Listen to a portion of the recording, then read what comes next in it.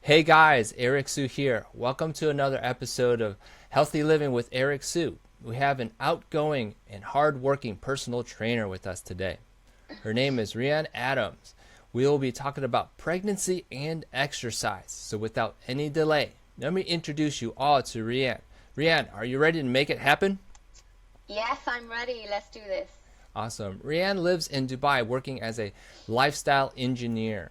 She helps people lead a more healthy lifestyle through exercise regularly, making good nutritious choices, sleeping better, stressing less, and living an overall balanced and happy life. She not only gives them support, direction, and accountability, but she encourages and empowers her clients to become more independent and confident in living their own fitness journey. Rihanna, that was just a little bit about what you do and who you are. Can you share with us a little bit more on how you got started? Yeah, so I've been in Dubai 3 years now. Absolutely love it here. And yeah, you're right in everything you said. So it's kind of similar to a personal trainer in a way. So have you heard of that quote? Give a man a fish and he'll eat for a day. Teach a man to fish and he'll never go hungry again. So basically, similar to a trainer, trainer takes people in the gym, gives them a real good session, sweating buckets, burning lots of calories, and then they'll book the next session in for a couple of days' time. Mine is a similar position, whereas I teach, encourage, and empower my client to be a little bit more independent in their own fitness journey. So that, for instance, in Dubai, people come here for a season, maybe a year or two, and then they leave. So what I want to do is equip them, prepare them to be in control and lead their own fitness journey. So leaving the UK for me was it had a big effect on makes a lot of my clients stop training, put on a lot of weight, didn't train for a long, long time. And I thought, right, I want to be more than a trainer. I want to make sure that I have an impact on people's lives. If I leave the country or if I have time off, then they'll go ahead and be athletes. Yeah, absolutely. Very good. Let me ask you this other question my audience really loves to hear, which is what's one cool or unique fact about yourself? Cool or unique fact?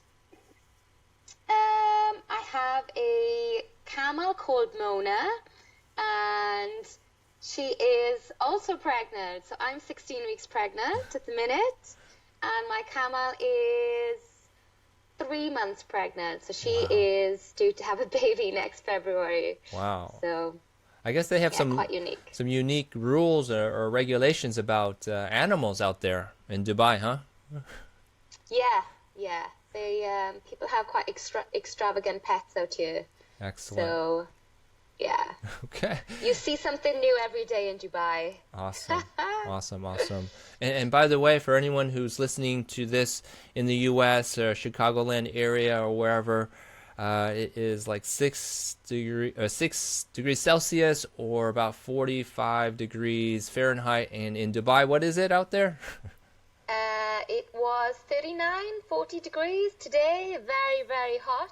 That's in A little bit Celsius, humid. right? That's Celsius. Yeah, And so that's yeah, equivalent to almost 100 degrees, right?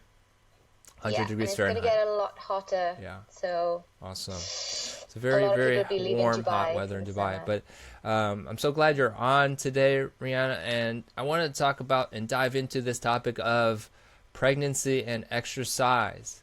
Um, Yeah. and it's special to you because you said you were 16 weeks. And there are probably a lot of women out there who are wondering about this whole pregnancy and exercise topic. What can you share with us about that topic? So I've trained pre and postnatal females for a good few years, so it's finally my turn. I've been with my husband 3 years now. We didn't plan to get pregnant for another 2, 3 years, but it's a big blessing, and we're very excited. So there's lots and lots. Do you want me to share some of the benefits of fit Yeah, pregnancy? let's just go through the whole list of ideas of Yeah? about questions maybe people have about do it, not do it, how to do it, and things like that. Yeah. Well, to start with, a fit pregnancy means you're basically getting ready for a easier delivery and labor. So less complications, less pain relief. It means you're getting stronger and fitter to get ready for all the bending and lifting you're going to do as a new mum. You're exercising your cardiovascular, so you're going to be a fit mum, fit grandmother. And also you're taking in nutrition for the both of you. So not eating for two as in double, but bearing in mind what you need and what your baby needs. There are a huge number of benefits to training during pregnancy. Where do I begin? Well, the two biggest complaints, I would say, through women going through pregnancy and afterwards is not being able to lose the weight gained during pregnancy and lack of sleep. So exercise, research shows that exercise will help you sleep better during pregnancy, and if you sleep better, the baby sleeps better, and then when the baby is born, they'll sleep a lot better.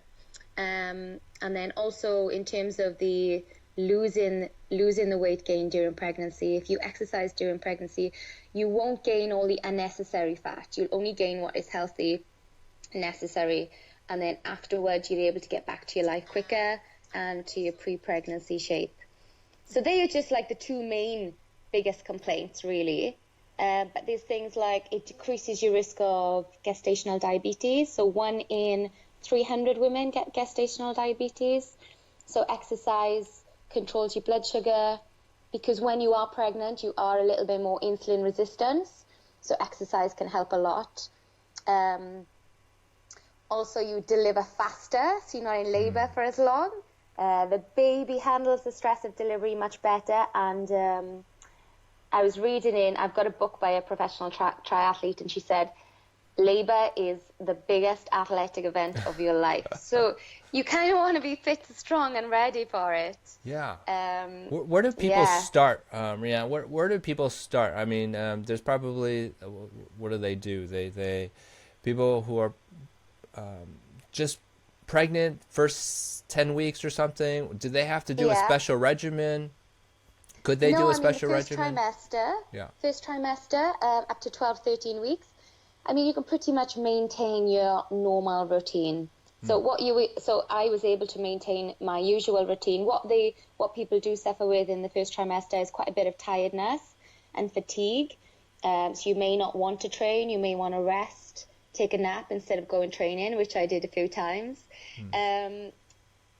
And you probably want to bring in a lot more core and pelvic floor exercises, which would be very important during the pregnancy and the labor.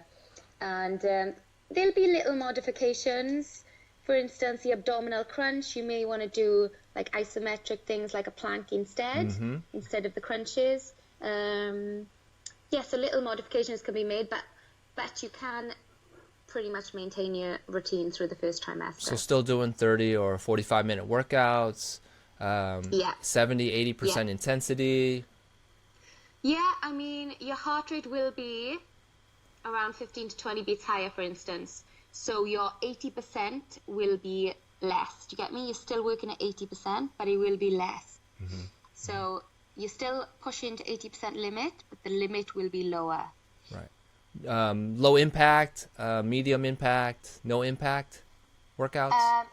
Impact is fine in the first trimester. I mean, towards end of second trimester and third trimester, people kind of eliminate impact. They maybe stop jogging and start walking. Right, I was going to say, people who run a marathon pregnant and stuff, have you seen that? Yeah, I mean, they still run in the day before. So it does depend on what you're used to. Completely depends on what you're used to. Yeah. Like I'm used to training 2-3 hours a day. So for me, even though I'm pre and postnatal qualified, I've learned what the average Jane needs to do, but not someone who trains at a high intensity, who wants to maintain a high level through pregnancy. So I've done a lot of research, a lot of reading, got a bit more guidance on that. Yeah. Can you speak upon the idea of getting fit to be pregnant for a second? As in people losing weight, ready to get pregnant? Yeah, I've heard that before. Yeah, that's quite common. I think what people realize is that in order to conceive, you need to have a healthy body.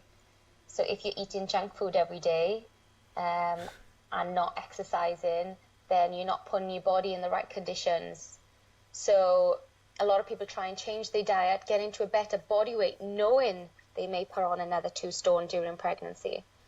So although I've also heard there's no point in getting in shape until after I have a baby. Yeah. The other way, yeah. But they're missing the boat when they do it that way, right? Because Yeah. the conditions, your environments for the child is not healthy. Is that sort of the thought logic there? Yeah, I mean, a lot of people, when they stop exercising with pregnancy, they get lower back pain, they suffer with bad posture, they don't feel good in themselves, their confidence goes down. Yeah, there's so many benefits to exercising during pregnancy. There's literally no drawbacks. The baby is fine, the baby is healthy, and your body will tell you to slow down if it needs to. Yeah, I was going to say that it's always good to be in shape for any physical activity, even pregnancy. Oh, yeah. Yes. It's always I'm quite beneficial. excited for labor. Yeah. My yeah, friends think I'm crazy, but I'm really excited for labor. Can you give us a simple routine for someone who's 13 weeks or 16 weeks, or what are you doing now? I'm doing a mixture of, so I take flywheel classes, I instruct flywheel classes, which is indoor cycling. Cycling indoors is perfect. For instance, last week I had 6 pregnant people in my class. It's low impact, you're inside away from the heat, so you're in full air conditioning. You're not on an unstable bike, so when your center of gravity has changed, you're very safe and balanced. And also it works all the major muscles, so your glutes, your back, all your leg muscles, and also we add an additional arm workout as well in the flywheel class. So I do cycling and then functional strength through the week. So functional strength is basically all exercises that are related to real life and everyday situations. So things like deadlift, rows and press-ups, with a sprint on the treadmill in between 500 meters, come back off, carry on the exercise, like a little bit of a circuit format. And women at your stage can work out 3 days a week, 4 days a week, or more, or how would you recommend? It really does depend on what they're used to. For instance, someone who just wants to start getting active for their pregnancy, they really have to start off gradually, especially when the whole idea is to kind of listen to your body, and if you haven't got that body awareness, it's quite difficult. So it does depend on what you're used to, and what I'd say is basically drop the frequency slightly, drop the intensity slightly, and drop the time slightly to what is comfortable. And as you move along through the pregnancy, you might want to drop that further. For me, first trimester, tiredness overwhelmingly meant I dropped my intensity quite a bit, but now second trimester, when you get that surge of energy, you can bring it back up again. So I'm assuming you're an advocate for yoga as well to keep the body fluid. Yeah, I'd be completely honest with you, I've only ever done one yoga class. Yeah, I have a lot of yoga instructor friends, and they try and drag me there. I just say something for when I'm older. I'm okay. Well, let's not poo-poo it yet, right? But there is a lot of prenatal yoga classes, prenatal Pilates classes, which people thoroughly enjoy and is very good for you. And they'll go through all the breathing techniques, and they'll prepare you for the labor. I think it's very, very beneficial. Okay, excellent. Maybe I will step in a class in the next month or two. Absolutely. I'm assuming that it can only benefit you and everyone else. Absolutely. I'm curious to know, when you had said something about eating for 2, can you clarify exactly what that means, and what people should look out for? So one of the first things the doctor will tell you when you go in and do your pregnancy test, they'll put you on a prenatal multivitamin just to make sure you're getting all the multivitamins that you need, and also folic acid. So folic acid is found in asparagus. So asparagus is super high in folic acid. Um, so lots and lots of veggies. Carbohydrates, because you are a little bit more insulin resistant, you want slow releasing carbohydrates. So sweet potato, brown rice, oatmeal, wholemeal breads, wholemeal pastas, things like that. And then lots and lots of protein, because at the end of the day, you are growing a human inside of you. And proteins are used for so many things in the body: skin, hair, nails, antibodies, enzymes. So lots and lots of protein. How much quantity are we talking about now? Because I've heard people just overeat and they just gain Yeah. extra weight, and they blame it because the pregnancy. How do you go about that? What was your advice on that? Yeah, I mean, your mindset does change. You think, well, I'm pregnant, let's have some time off, let's eat the cake, it doesn't, Yeah. honestly, it does. It's kind of like holiday season, when you're at home at Christmas. It's Christmas, I'm pregnant, it's fine. But it does take discipline. But what you've got to think is that you are growing a baby, you want it to be as healthy as possible. You want to give it the best nutrition that you can. So yeah, you've got to think about that and not let that slip your mind, because people do. They put on a lot of unnecessary fat, and some people never lose it. They have a baby and another baby and another baby, and the weight just keeps piling on. Right. So, and it depends on the culture. I mean, some cultures still think, for instance, my Arabic clients, when you get pregnant, you rest and you eat, basically. And they're quite open about that. But they're not judgmental in the fact that I train. But, and I think the Indian culture as well, I think they're pretty much the same opinions. So, I mean, it's inevitable. You're going to get weight gain if you stop exercising.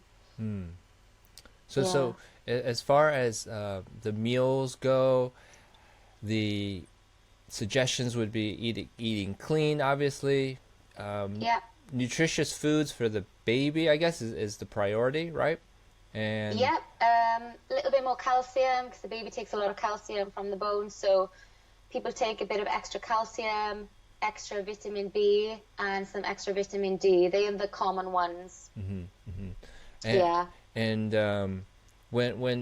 how do you talk to someone who has cravings? Because that is an interesting emotion. And how do you talk to someone who has them, and how do you help them? Well, it depends what the craving is. So, for instance, my craving at the moment is vine tomatoes. Okay. I have eaten so much vine tomatoes this week, it's ridiculous. So I guess it's better craving tomatoes than chocolate, right? Yeah. But when it comes to craving unhealthy food, I mean, the craving isn't overpowering that you can't control it. You've just got to have that bit of discipline there. I mean, ice cream is a popular one. Yeah. You eat ice cream all day and you're in trouble. So, I mean, pickles is another one. You crave pickles. I mean, there's not much harm done there. But it's not an overpowering craving that you can't stop it. Yeah. So the advice is to think of something healthier, or think of an alternative that your appetite fancies, because you do get to a stage where you don't fancy anything but tomatoes for me. So think of an alternative, and also keep thinking about what you want to feed into your body when you have a baby growing. Yeah, absolutely. Because they say whatever you are craving, your baby will really, really like when it's born. Right. Yeah, that's very important. a couple of weeks ago, I was craving red wine. Now, I never, ever drink alcohol. And just craving red wine so badly. And someone said that to me. They said, you do know, whatever you crave and have, obviously I'm not going to have red wine. Your baby will like it when they grow up. Yeah, it's always good to remember that, because we're sometimes selfish, and we're all kind of selfish, and we just do what we want, right? It's the same kind of concept as if you continue smoking during pregnancy, your baby, when it grows up, smokes. It's like that comfortable, familiar setting. Yeah. Absolutely. And so we kind of talked about working out, would you have a recommend or a short routine someone could do who's just got pregnant, and then someone who's second trimester? What kind of workout maybe would you have a simple routine that they could follow? It depends what they were doing before, but I mean the safe ones are swimming and walking. So yeah, so if that's what I normally recommend, because I mean, in a way, as a trainer, you're playing it safe. I don't want to recommend new things to people if they're not used to it. But swimming and walking, I mean, you know, it's great aerobic exercise. Yeah, that's it. Yeah, I mean, second trimester, there's a few modifications that need to be made. Like you want to avoid lying on your back and lying on your stomach. So you may need to modify things like lying down leg curl on your front. You obviously can't do that, so you do a seated leg curl. Barbell thrusters, barbell lying across your pelvis. I used to do those, but now I obviously can't, so I do squats instead. You know, there's different modifications that can be made. And like I said, the plank instead of the crunch. Yeah. Okay. That's always a good recommendation, because obviously the routines have to change. You have a belly, and you have so some different movement patterns now, so we all have to adjust to that. Yeah, I mean, it's surprising what things need to change. So normally I have a massage once a week, and even a massage I can't lie on my front. Yeah, very good. Excellent. Sleeping at night is a lot more difficult as well, but yeah. For sure. What is it about the heat too? Sometimes, obviously you're in the heat, temperature, things like that. Stay away from it, right? Yeah, you definitely want to avoid overheating. A lot more sensitive to overheating. I was in an outdoor concert last week, and the sweat was running down me. Yeah, definitely want to avoid that as well, because your heart rate is a little bit higher. Yeah, you just want to be careful. Yeah. Make sure you're hydrated, drinking plenty of water, right. And avoid those situations. Because even when people work out, the body temperature rises too. So is that something people should be worried about as well? Yeah. So in my gym, I'm constantly asking them to turn the aircon lower because, and I'm someone who always feels the cold. I never feel the heat. So it definitely takes a big step up in the temperature, in the body temperature. So try to keep cool. There's a lot going on in there. Yeah. So, for sure. Yeah. And then just to summarize about the nutrition aspect, making sure eating nutritiously for two, and not overeating. What else could you say? What we talked about? And supplementing if you need to. If you're not getting your calcium through milk or through vegetables or through any dairy products, then you may want to supplement in calcium. Vitamin B is a good supplement if you are feeling really low in energy. Omega-3, some will recommend omega-3, some won't. There's a bit of controversy there. But definitely prenatal vitamins with your folic acid. They are essential because it prevents spina bifida. Yeah, absolutely. And then in terms of exercise, lots of core work. So in terms of someone starting exercise, swimming and walking, and then lots of pelvic floor, because you want to make sure those pelvic floors are strong, and lots of core exercises. Very good. Planks primarily, right? Planks or... Yeah, isometric are pretty much the safer. Side planks, front planks, yeah absolutely. Press-ups are a good core exercise. And then throw in some yoga if you can, right? Yeah. Throw in some yoga if you can. So in terms of yoga, because of the relaxingness release, the hormone, your joints will be a little bit more lax. So they will avoid long stretches. So prenatal yoga is a little bit different. So try and go to a prenatal yoga class as opposed to normal yoga. Or always go, when you go to a class, always inform them that you're pregnant. Yeah. So they have a heads up and they can modify. Absolutely. So just real quick here, the last two things. How do people get a hold of you? And then what's the last piece of advice you could share with us? So how do people get a hold of you? And last piece of advice. I'm on social media, Facebook and Instagram as Rhian Adams Athlete. In terms of contact, if you could contact me through my website, which is www.rhianadams, fit for life, 4 is in FOR, fitforlife.co.uk, and there's a contact form on there. Excellent. And So last come piece of advice. August, Yeah. I'll be taking on a lot of online training clients, 5 to 10 online training clients as well. And there'll also be training programs to download on the website. So that will help. Awesome. Awesome. And then do you have any last piece of advice just to share with us? Last piece of advice, you can have a fit and healthy pregnancy, and the baby will be safe, and your body will tell you to slow down if you're doing too much. Very good. Excellent. So keep it going. Keep it going. Do not stop working out is basically it, right? Do not stop. Yeah. Get yourself a trainer, invest in a prenatal qualified trainer, and it's a good investment into your body, your future, your life. So Awesome. This was fun, Rihanna. I really enjoyed it. This was thank you. Took a little bit, but we got it done. Yeah. I know this is going to be very helpful. And for everyone who's on Facebook, thank you so much for tuning in. For everyone later on, we'll put this as a podcast, and you guys listen to it as well. So thank you so much, Rihanna. Thank you, Thank and you. we'll It talk was to a you pleasure. soon. Have a good day. Bye. See ya. All right, Jens Jacobs, we are live on Facebook. Welcome to the show. Hi, thank you for having me. Excellent, excellent. So, welcome everyone on Facebook Live, and I have a wonderful guest.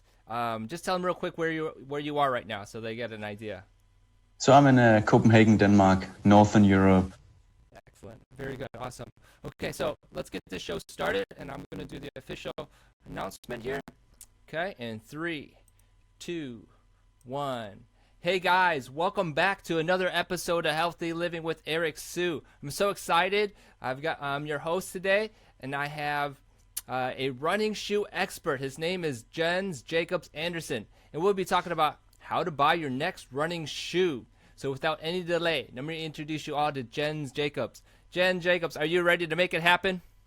Let's do it. Awesome. Jens Jacob Anderson is a former competitive runner from Copenhagen. He used to own a running store. Today, he's the founder of the running shoe website runrepeat.com, the largest on the internet. That was quick and short. Jens Jacob, can you share with us, with our audience, a little bit more on how you got started? Yeah, so Run Repeat actually started because I previously had a running store, and I was annoyed that people bought the same 5 pairs of running shoes.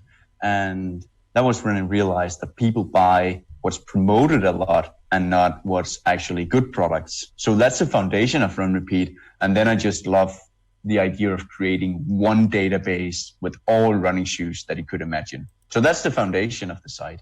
Excellent. Very good. We're going to dive into it.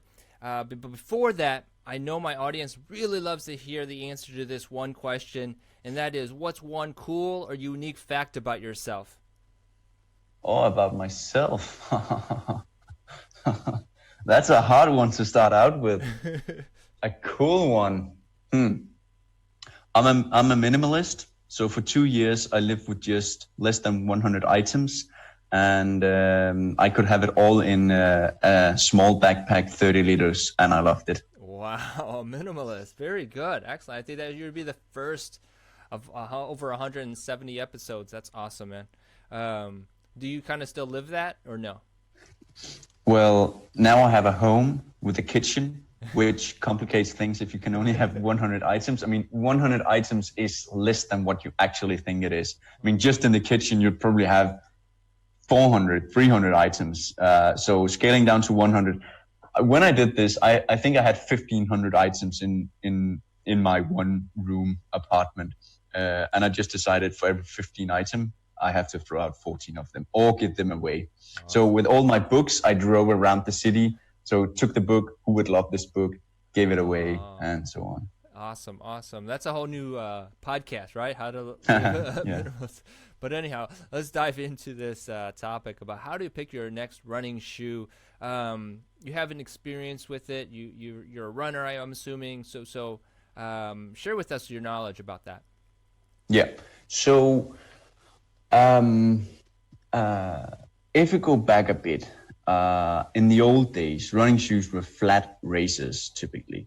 They would have some cushioning in them.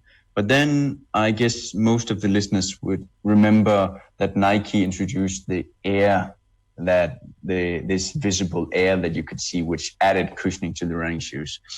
Then came the concept of arch support, so that you needed stability shoes, motion control, etc. And nowadays, I have the impression that most runners are really having a hard time pick the next pair of running shoes, because it has become such a complex thing, which I completely disagree with. So my view on buying running shoes, I know I should be telling the listeners, oh, it's so complicated, you need to go to Run Repeat, otherwise you cannot find out. But I'll actually tell you the secret from my point of view, which is the most important thing is comfort. Comfort above everything else when you buy running shoes. So I would recommend you to go to a local running store and try on 5 to 10 pairs of running shoes and pick the ones that are most comfortable. The downside of doing this, though, is that when you go to a running store, they typically have 30 to 50 pairs of running shoes, so they cannot have the full market. And many of those brands, like, I'm not going to mention any specific ones, but they will require from this retailer, okay, at least 1/4 of all your products must be of our brand, otherwise we cannot be in your store. And therefore, they will maybe limit themselves to 5 brands, so you don't get the full picture of the market. But either way, comfort is the key. Yeah. Obviously, everyone has a different need. Long distance running, sprinting, interval training, tennis, you name it, right? And what is the specific thing that someone be looking for beyond comfort? I mean, fabrics, whatever. Yeah, sure. So basically, we can break it down to road running and trail running, okay? And for those, you need 2 very different running shoes. The trail running shoes typically have a much more rugged sole. That's where you primarily can distinguish the 2 kinds of running shoes. But most people would just need a pair of road running shoes.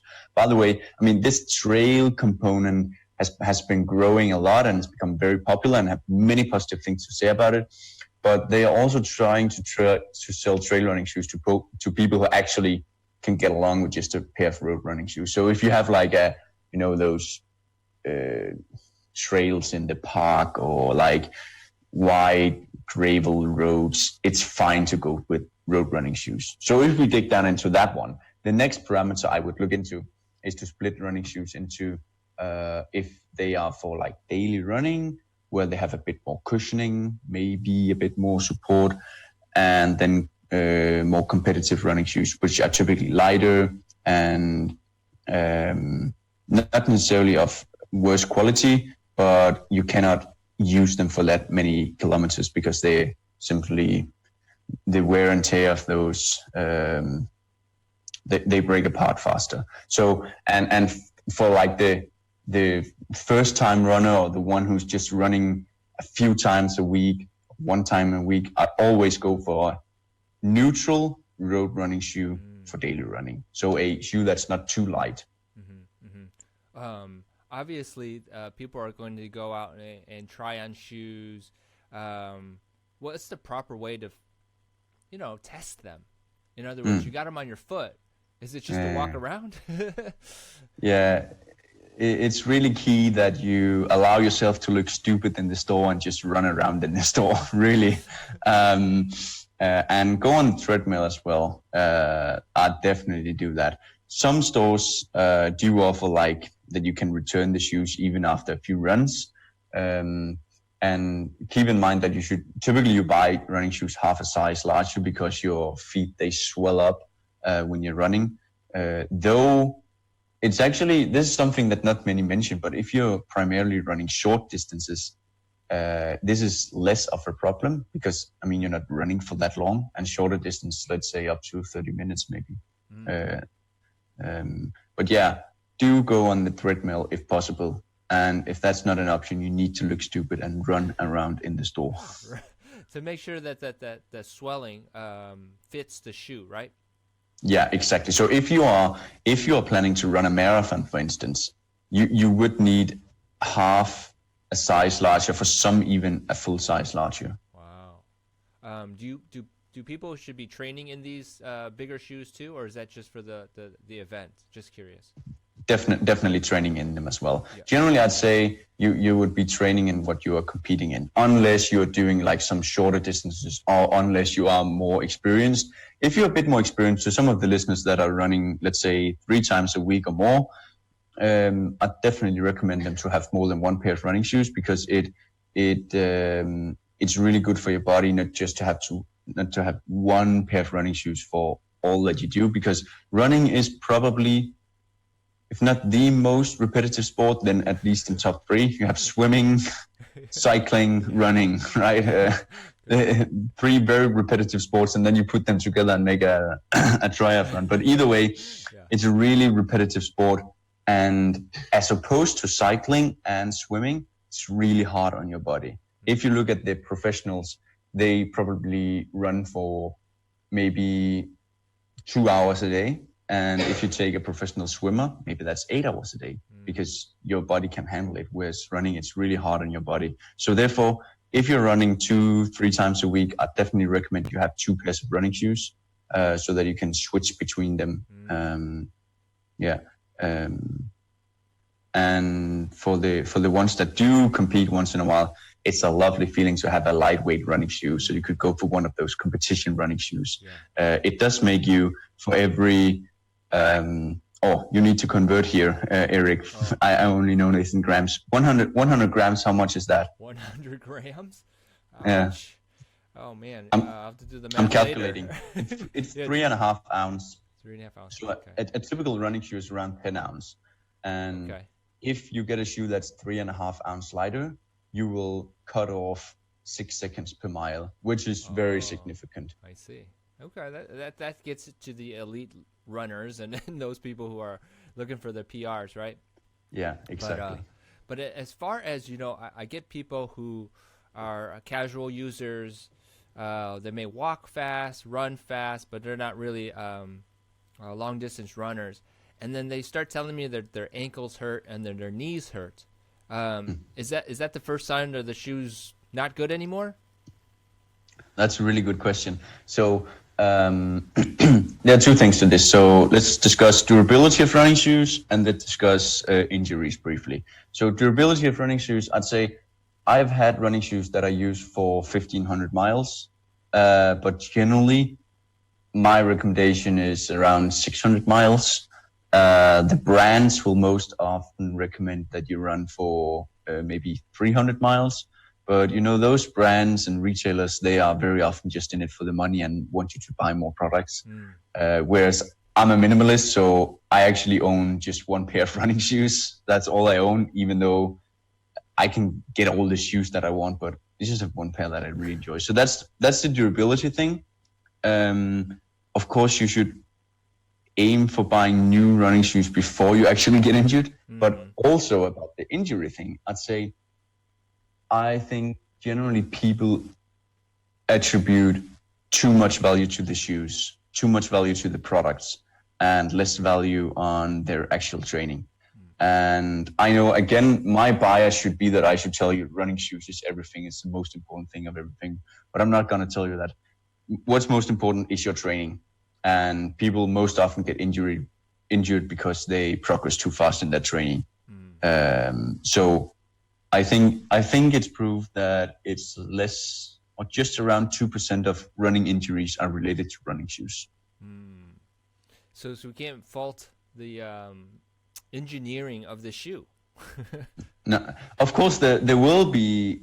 I mean, for you as an individual, there will be one shoe that's better than another for how your muscles are structured in your body. But generally, you shouldn't get injured because of the shoes. No. Yeah. I know some people who consistently comment that with a brand new pair of shoes, their signs of discomfort go away. Obviously, that would be true, right? And they also comment like, it makes me feel stronger or something. They just feel better with a new pair of shoes. So obviously that would be a reason to always switch them out, right? Yeah, it definitely would. I agree. So what is the issue with how people buy shoes right now? What is it that Run Repeat solves? Yeah. So it solves two things. One is many people know what pair of running shoes they want to buy because they buy the shoes that they had last year, and now they just want the updated version. Yeah. And that's probably 2/3 of all running purchases. And for those people, by using Run Repeat, on average, one saves around 38%. That's the average. So there's a lot to save using the platform, and we obviously get a small commission if you buy through our website, but it doesn't make the price higher though. So that's one thing where we are helping users, and basically we check prices in the US from 60 plus retailers, and we give you a price guarantee. So let's say we list the best price we found is $100, and you find it for, let's say, $90. We will match that price by 10% more. So we'll give you the shoes for 81. And that's simply because we include so many stores that the chance that you'll find it cheaper anywhere is really small. So it's a free, not a free guarantee, but almost a free guarantee from our end. That's that part of it. The other part is that, as I mentioned very early, people buy what's promoted a lot and not what's good. And unfortunately, there are quite a few popular running shoes out there that are not really good in any way. And we help people buy running shoes that are better rated by giving them more exposure, basically.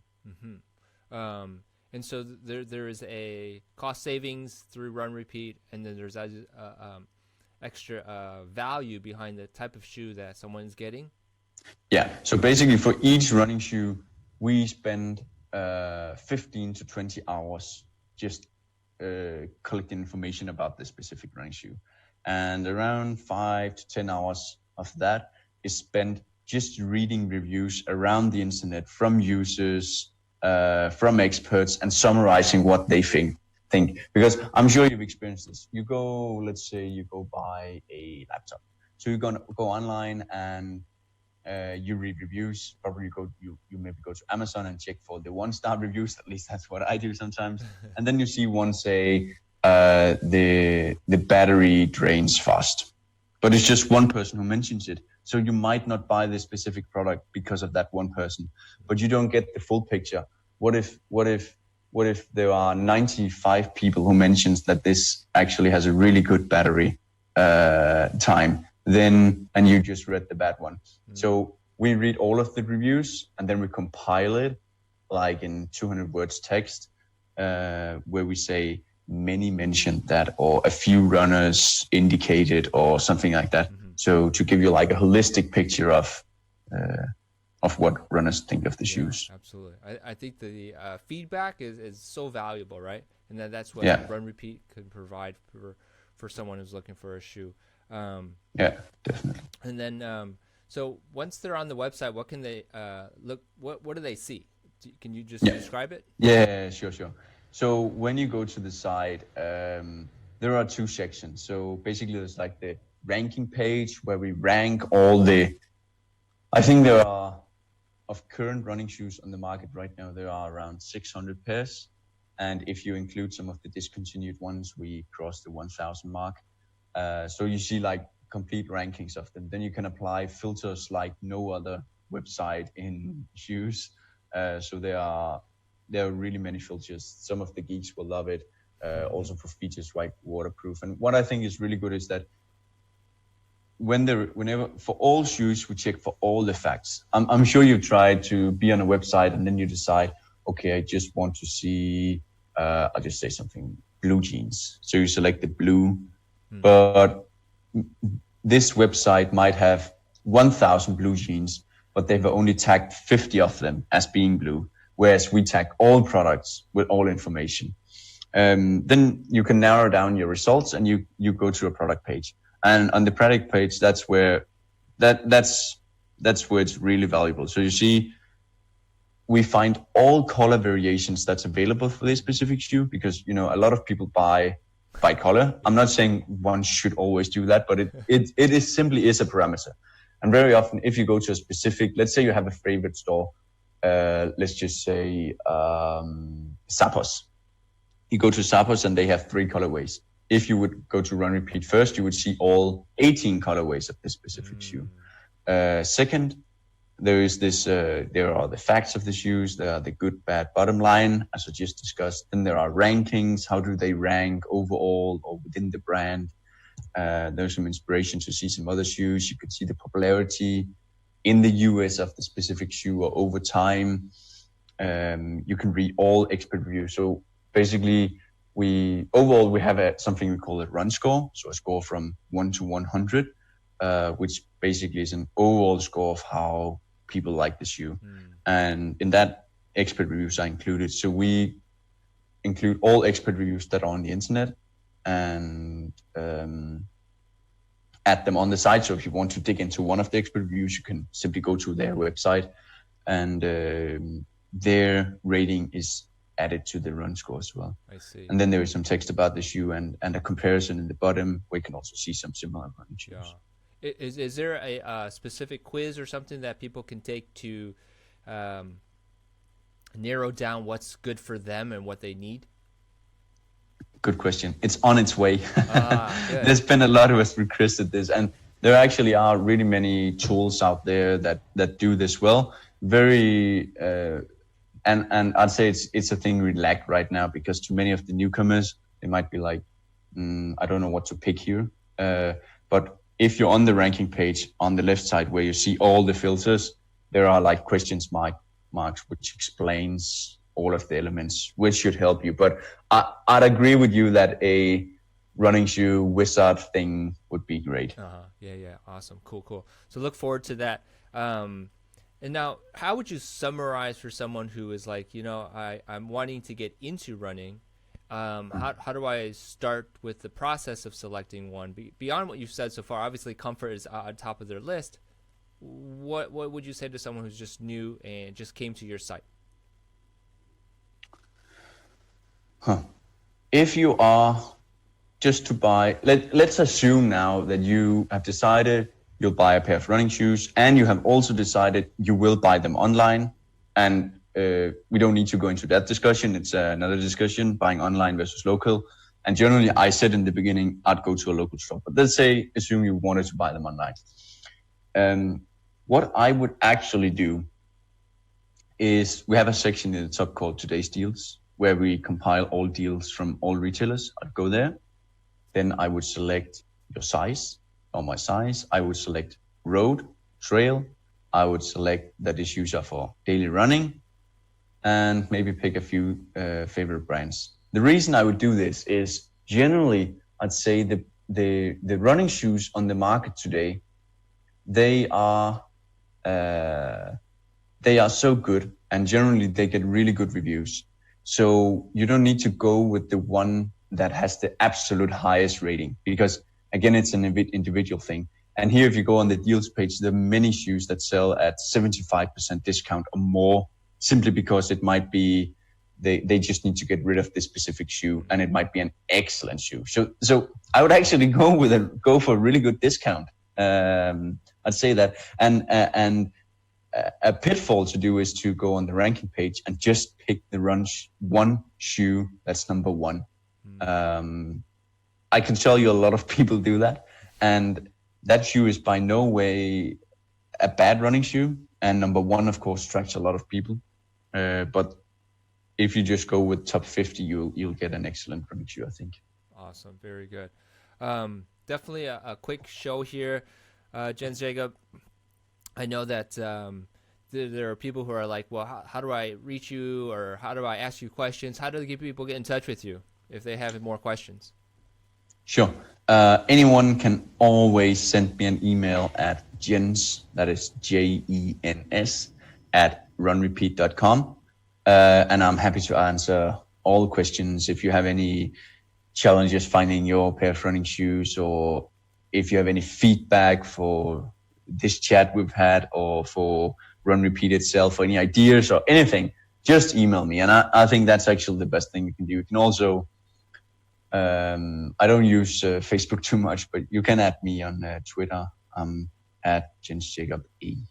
Okay, excellent. So we'll make sure we get the contact links in the show notes for anyone who wants to get in touch with Jens Jacobs. I have a quick question for you. Where did Run Repeat? How did that come about again? What was the story behind that? The name? The name, yeah, and what was sort of the reason to create it?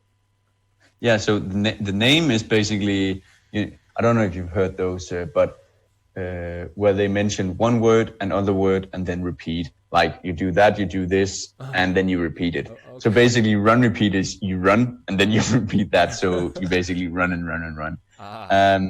And the idea of Run Repeat was because I had this running store previously and was annoyed that people bought the same running shoes. And then I just want to create one database with all running shoes. Because if you look on the internet today, there are other review sites out there, and there are some that are really great.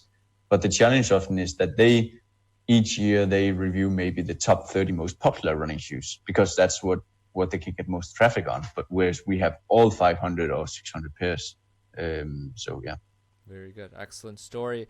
I know people are going to get a lot of value behind this.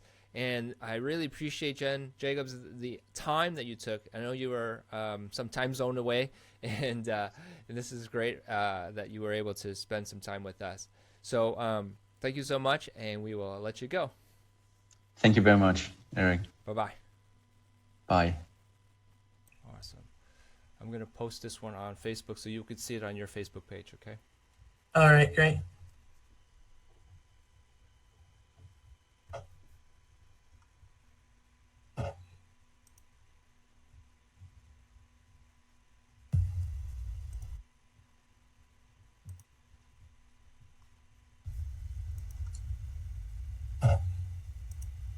You are live on Facebook, and let me share that link with you onto your page. Yay! There you are. Awesome. All right. All right. Live on Facebook. And with you. Cool. Onto your page. All right. For everyone who's watching this Facebook, yay! Thank you so much for visiting. All right. I have Stephanie Mage on. To share this over to her page. Onto your page. All right. Okay, Eric. Yes, this is all. It's backing up. I hear my audio through. There, that should be better. Okay. All right. Hey, technical glitches on Facebook Live. It happens to everybody. Gotta figure it out. Awesome. I mean, part of it is just doing it, and I think that's awesome. I'm very excited to be here. Thank you for being here. Yeah. Let's see, I'll turn this. Oh, okay, awesome. No, I forget to figure this. Trying to make you. Awesome. All right. All right. Everyone. Thank you for tuning in to another Healthy Living with Eric Sue podcast, and a special guest today with Stephanie Mage. Can you check real quick, Stephanie, to see if your Facebook shows the live feed? Okay, I'm going to look real quick here. Hold on 1 second. Dun, dun, dun. See, this is the best. When it's live, you get to see all the behind-the-scenes stuff, too. Yeah, absolutely. It's beautiful. Post, there I am. Yeah, we're in. Awesome. We're good. Good deal. Okay. All right, welcome everyone. Like I said, this is Healthy Living with Eric Sue, with a special guest today, Stephanie Mage. I'm going to start the recording in 3, 2. Are you ready, Stephanie? Hold on 1 sec. Oh boy, hold on 1 second. I just want to make sure I allowed it. Okay. Oh, okay. So there we go. So yeah, there we go. I'm ready to go. And we're going to start in 3, 2, 1. Hey guys, Eric Sue here. Welcome to another episode of Healthy Living with Eric Sue. We have an outgoing and hard-working chiropractor. Her name is Stephanie Mage. We'll be talking about building resilience from the inside out. So without any delay, let me introduce you all to Stephanie. Stephanie, are you ready to make it happen? I am ready to make it happen. Thank you so much for having me on your show. Great. Stephanie started in 1996. She's been running a family-oriented subluxation-based wellness practice in Chicago, where she specializes in pediatric, pregnancy, family, and wellness care. Dr. Mage is certified in pediatrics and the Webster technique from the International Chiropractic Pediatric Association. She has a Bachelor's of Science in Clinical Nutrition and a doctorate in chiropractic. Dr. Mage is a member of the Royal Knights of the Chiropractic Roundtable, on the board of the League of Chiropractic Women, International Chiropractic Pediatric Association, and the World Congress of Chiropractic Women. A lot of chiropractic words in there. Either way, she's an awesome person, and that was just a little bit. Can you share with the audience a little bit more on how you got started? Well, first off, thank you so much for doing this, and it's really exciting. I love talking about what I do, and I love that, I don't know, I'm always moved when I'm in this. There's so much. Today I had somebody just telling me everything that's going wrong with the world, and then when I sit here with you and I think of all the effort and energy you're putting out for good, that it just shows me the exact opposite. It shows me everything that's going right with them, and I love that. I'm a chiropractor. I've been a chiropractor I just celebrated 21 years in my practice. I just turned 51 on Saturday. Oh, okay. So I have these milestones in my life, and you know, I've been a chiropractor since, you know, for a really long time. It was a passion that I always wanted to help kids. I never really thought it would be through chiropractic, but it is. And one of the ways that we got in contact with each other is that, well, I mean, to make a long story short, I turned 50 last year. And in my 50th year, I decided that there were so many people that were talking about being old. You know, I'm 50, I'm old. I decided that I wanted to do something different. And so I decided to start a podcast to help people see that there were things that they could do to stay healthy even as they age. So that, you know, really in a way, my podcast is called Women Seeking Wellness. You know, people get to a fork in the road. Now, you know, my podcast is directed at women, but I have so many men that listen because, you know, we're all humans. And so you get the decision. You can either decide to give up, you know, and just kind of let inertia take over in aging, right, or you could be more proactive. And my job is really to help educate people in all different ways on how to be well and the different choices that they can make on that journey, and to take the fork in the road that leads them that way. It takes more energy, you know, as you get older to stay healthy, but it doesn't mean you can't do it. And so that's a lot of what we talk about, and how inner resilience really came up as a topic and and kind of an overriding theme of the year. Yeah, awesome. Mm-hmm. You know, I just turned 40 last year, so big milestone for me too. So we'll dive into all this a little bit more. Let our audience learn a little bit more about you. What's one cool or unique fact about yourself? Well, my grandfather, I'm 6 foot tall. My grandfather was the world weightlifting champion in the 1933 World's Fair. Ooh. So we have pictures of him, John Mallow. We have pictures of him lifting Model Ts up. And, you know, there's one very famous picture where he has the dumbbell, you know, the bar and the dumbbells, and he has two guys hanging off the sides of the dumbbells. And so I got my 6 foot stature from him, and as a chiropractor, I use it wisely. Oh, awesome. Got to get an adjustment from you now. Awesome. We discussed a little bit, and after some time, we got to this topic of building resilience from the inside out. And, you know, you wanted to share with us a little bit more. How could you describe that to us and to the audience? Well, I don't, you know, for me, I'm not really a political person. So as I start this conversation, I want to, like, parentheses. This isn't about who won the political things, the presidential election and who lost. It really isn't about that. It's about what has happened as a result. This world has become very polarizing, and the Facebook feeds and everything, there's a lot of negativity in the world. And so no matter where you go and on what side of the issues that you fall, there's always somebody screaming that the sky is falling. And so just like talking about the aging conversation, this idea that, for me, what became really clear is that no matter where people are at, we have very little control over what happens on the public stage, on what happens in the news and what is happening. We really have very little control. What we do have control of is what's right around us. And so if I am feeling powerless, what happened after that is there was a lot of feelings of powerlessness and a lot of feelings of hopelessness, and a lot of people, wishing things were different, or even the people that their candidate won, filled with, this just a lot of that. So that does not make for happy, healthy living.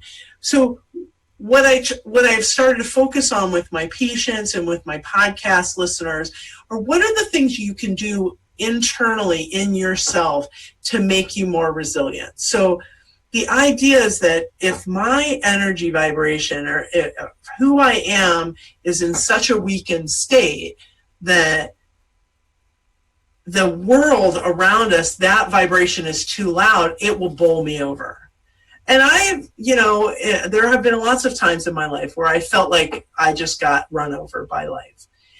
If I have these tools, and so we're going to talk about some of those things, if I spend my energy and time focusing on what ways I can build my inner resilience, then my personal vibration becomes strong enough that the world doesn't affect me as much. My bubble stays intact rather than my bubble getting popped by the negativity or the opinions of others or the arguing that happens in certain arenas. So that's how the whole inner resilient conversation started for me.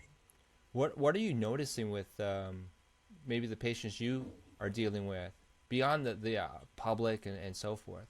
What's happening? What changes are happening? Well, I find that people's stress level, stress is like a real thing. That is, I think, one of the biggest misconceptions. And you're smiling and laughing because you know this from what you do for a living. And stress is like a real thing. So if you think about like George W. Bush, when he started his presidency, he looked like a baby. So young. 8 years later, he looked like a grandpa. Like stress has a negative effect on a cellular level. It ages our body prematurely. So it also has other ways. And I feel like what has happened is that people are in a pressure cooker. And if they don't have ways to vent that pressure, it's going to come out sideways. So that sideways might be like immune system is a big thing. Like when you have high stress, your immune system does this. And so a lot of people are sick. This year has just been ear infections and flus and colds.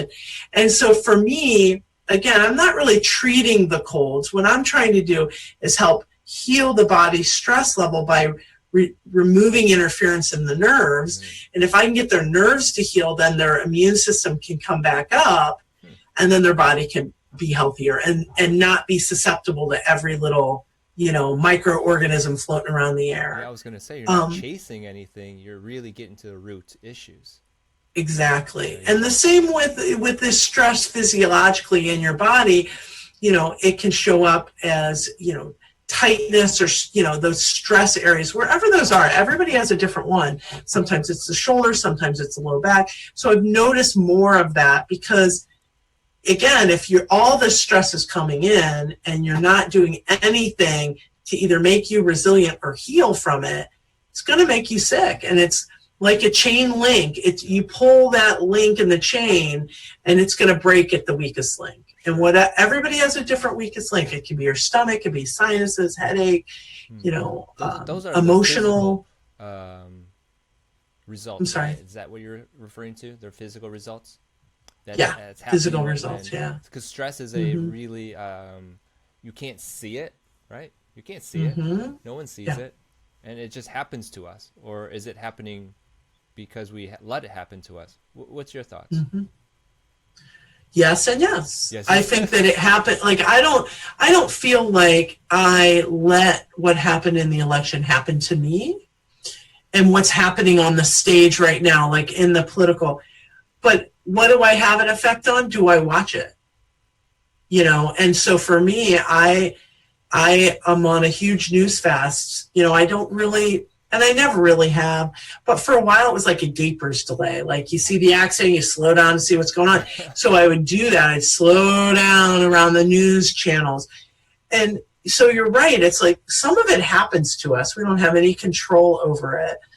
But also, we also choose it. So do I choose to continually have conversations about it or continually engage in it? Or do I choose to spend my energy on things that I can help, like actual people that need my attention and help? If I can spend my time making myself healthier and my family healthier and my relationships better, then what's happening out there in the world becomes less of an issue for me. Right. Not that I don't care, and I'm not putting my head in the sand, but for me, what I did was I said, these are the things I believed in. These are the situations and the causes that I really resonate with. And I gave my money to organizations that I trust will do the work that I believe in. And then I do the work that I have, which is right around my feet, rather than spending time on arguing about things I have no control over. Yeah. Is there a self-assessment you could share with the audience to let them know whether or not they have fallen into this sort of black hole that you may have described? Well, there's this, I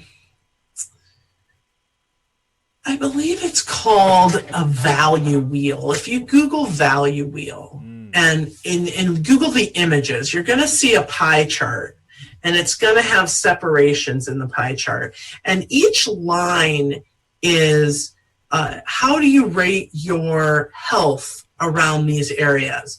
Finances, physical health, diet, your family, relationships, your job, your play, those types of things. And then you draw the circle and you start to see where your weak points are that you could put some attention into. So that, yes, that you have some stress in that area. How can you put some attention to helping that? Yeah. Awesome. So look it up on Google, and it was the value wheel or something like that? I think it's a value wheel is what it's called. Yeah.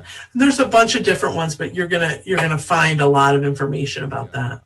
And so what are some strategies you may have to share with us regarding how to bounce back, how to have that resilience? Yeah, that's a great question. I mean, I think that, really there's a couple different ways. For me, I have to look at my own body. Like, my own physical body is the vehicle that I'm experiencing everything through. So if I am physically unhealthy, then everything that I perceive in this world is coming through that lens. So really looking at yourself in the mirror and saying, okay, what are some action steps I could do to be healthier? Is that, drinking less pop or alcohol or coffee, or is that going for a walk, or is that, having some green vegetables, or losing a little weight, or, physically, is there something that you're ignoring that maybe you need to go see a practitioner about, a chiropractor, an acupuncturist, your medical doctor, massager? Like, a lot of that head in the sand creates worry, and that worry lowers your resilience. So it makes you more susceptible to worry about other things. So that's one thing. The second thing is is really trying to carve out some time to be quiet. I just was listening to somebody called a Buddhist woman, Tara Brach. I don't know if you've ever heard her podcast. No. It's amazing. No. She was talking about how and there's more and more research about meditation, and there's a million apps. And I'll tell you right now, if you go to drmage.com/bundle, I have a bundle of information, and in that information, all this information about my podcast, there is a meditation hack one that I did that has been listened to by thousands of people. Different ways to quiet yourself. So trying to get into that meditative state. There's so much research about the benefits. But I find that the only way to build my own inner resilience is to get quiet and to quiet my mind and my body. Now, sometimes that's sitting in quiet, meditating, but a lot of times, I don't know about you, Eric, but I have trouble quieting my mind. So guided meditations that take me through a process, a lot of times are more beneficial to me than just sitting, because sometimes I'll just sit and think for 15 minutes, and I'll catch myself thinking, and I know that's part of the meditation, but if they can lead me, and there's apps, and that's part of the hacks, are the different apps and the different ways that you can actively meditate, especially until you get better at it and can just be quiet with it. Yeah, and all of and this then is go ahead. to just a developed personal, it's like someone's building a muscle, right? And they have to continue. Yeah. And so these are the things that you're speaking about, right? Just building that self confidence, building that mindset, right? Yeah, and you're absolutely right. Like it's a muscle. It's repetition over time. That takes, in order to create habits, in order to create muscles, it's repetition over time. You got to just keep doing it. And just like this podcast, like we're on Facebook Live, we have a little computer glitch. We're doing it, and you know what? We're not doing it perfectly, but guess what? We're making it. We're sharing our message, which is the most important thing, and we're not letting perfectionism get in the way of us being here and doing this, right? Right. We're gonna break through. Yeah. So yeah, absolutely. And the last thing that I really find is helpful for me is putting pen to paper and journaling. So I have found that over the years that when I consistently journal, and sometimes my journals are very directed, and sometimes my journals are dumps. Like what I mean by dump is what they talk about in The Artist Way being like the morning pages. Like you try to just write everything going on in your brain to try to get it out of your brain so that you have a clean slate. And so I got recommended to do this subconscious dump. And I will do it like on airplanes. And sometimes when I'm feeling like really agitated and I can't get any clarity, I can't shut my brain off. My brain tends to race and ruminate. I'll set a timer for 45 minutes. I'll put a pen and paper in front of me and I'll just start writing. And I will just write, even if you write, oh my God, I can't believe I'm doing this. This isn't helping. I don't have anything to say. But literally, most of the time, the timer's going off and I'm in the middle of the thought because it's just all in there. And then maybe of all those pages, there's like 5 things that actually need an action. And I always write that at the top because I don't ever go back and read it. I don't want to read that stuff. I just look at the top and it's like, oh, send this form to my accountant. Like I've kept that looping around in my brain. And so it just helps clear it. If you do that on a regular basis, it is also a neurologic thing to put your pen and your eyes on a piece of paper and you're right. That actually does something neurologically to help our brains quiet rather than like typing on a keyboard. It's not the same. Right. Wow, those are some great tips. I want to say that the last one's probably the most powerful, maybe? I don't know. Or the meditation. Which one? I think they all work hand in hand. But yeah, I mean, there are times where I think meditation is like, and other times where I'm like, oh my God, I'm so in love with my journal right now, and I geek out on different journals and different, I try all different stuff. Pens. just real quick here, I forgot that there's a time limit to this Zoom thing that I'm using, right? So you probably are noticing this time thing that's showing up on there. And so kind of have to wrap this up a little earlier than I wanted to. However, there's always opportunities to do it again. Okay, great. For those who are watching this Facebook Live or even on the replay, I've got this simulcast also on YouTube. And maybe we'll have Stephanie come back and definitely share a little bit more about this resiliency as well as what she does. And speaking of what she does, in a few minutes here, share with us what do you do, and specifically at your office and where it is and all that good stuff. Well, thank you again, Eric. Thank you so much for having me on your show. It's been a great pleasure. And I'm a chiropractor. I'm on the north side of Chicago. I'm a podcaster. You can find me on my physical address in Chicago by going to communitychiropractic.net. And if you're looking for me online, any of my messaging or any of the programs that I have online, that would be drmage.com, drmaj.com. And like I said, if you're interested in just a bundle of the information that my speakers have given, as well as the digital copy of my book, I wrote a book, You Can Be Well. You're more than, I would love to give that gift to your listeners. And you would just go to drmage.com/bundle, BUNDLE. And that digital file will be sent right to your inbox. Super. We got about 2 minutes approximately. Okay. As I look at my notes here.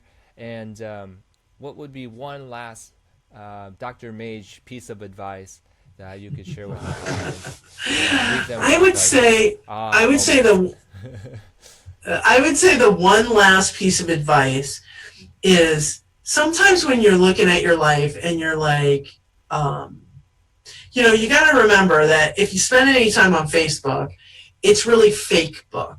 Everybody that's on there, no one's like having a bad hair day and deciding to put that on Facebook. Or my husband and I just got into a fight. Let me put that as a picture on there. People, and I catch myself doing it too, like, oh, this would be a great Facebook moment. You know what I mean? I'm like climbing a mountain, So, remembering that and remembering to look at your life and go, okay, remembering that for number one, it's all image. But also when you're looking at those things that you want to change, pick one of the things that we talked about and do it, and try to do it for 21 days. If it's meditating, I don't care if you meditate for 5 minutes, do it every day. I don't care if you pick that writing, making the commitment to do that on a regular basis, you're going to notice a difference.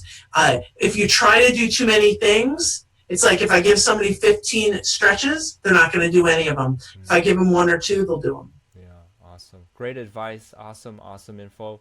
Our audience is going to probably replay this over and over again.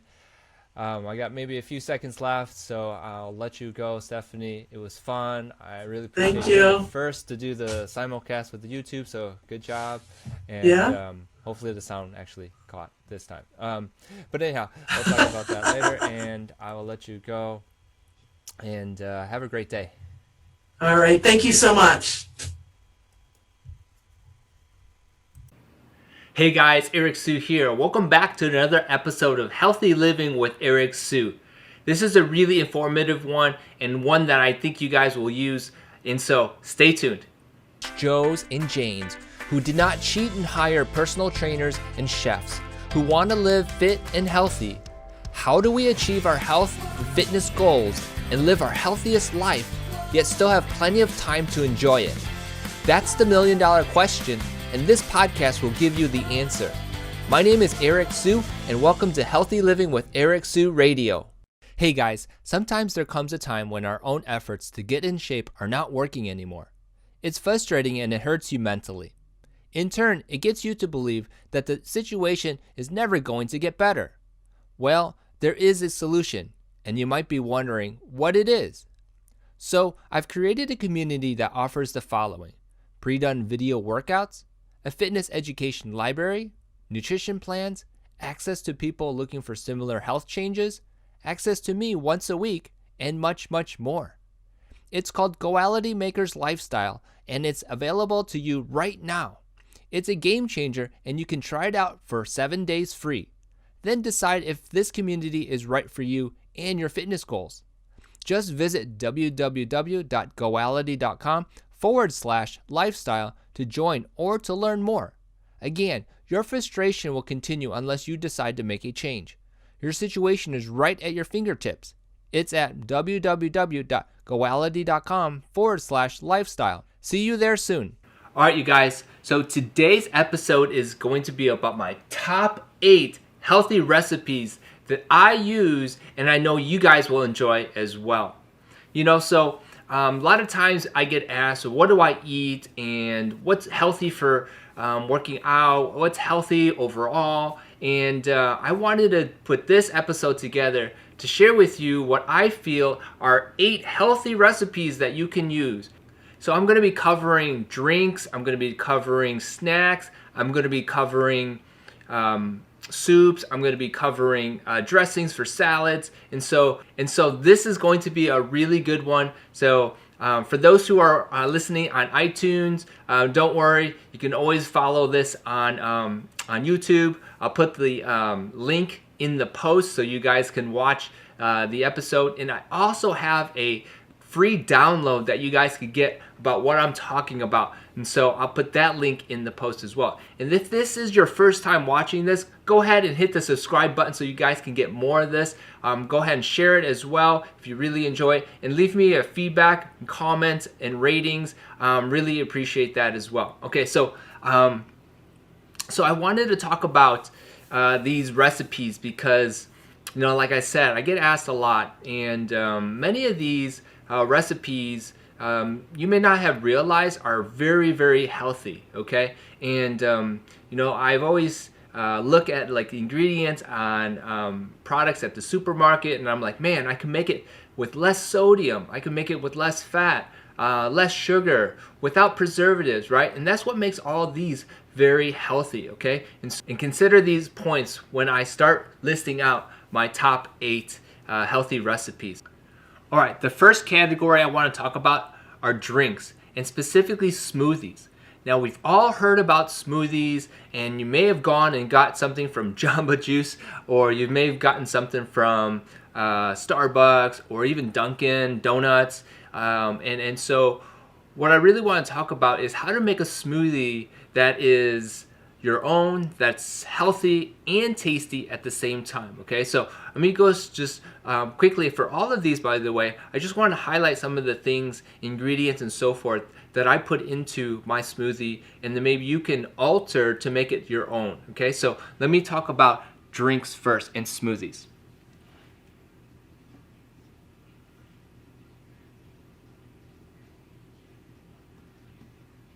Okay, now I don't know if you could see that light color. Change it to red.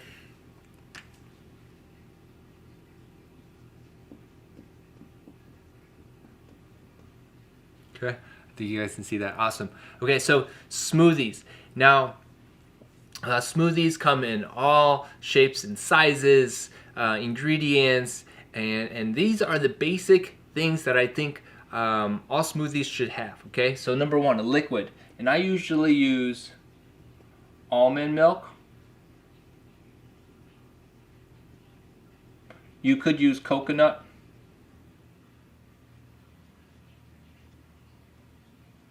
and water as well. Okay, and so all 3 will be awesome to use, right? They're fresh, they're clean, they are healthy, all at the same time. And then the next one I usually have is some type of fruit. Okay, and I get that some of you guys may not want to add fruit because of the sugars and so forth, but just maybe add a little bit for just a little flavor is fine. Okay, so you decide how much fruit you want to put into your smoothie. Okay, and then I usually put a banana. Fruit, by the way, could be strawberries or blueberries.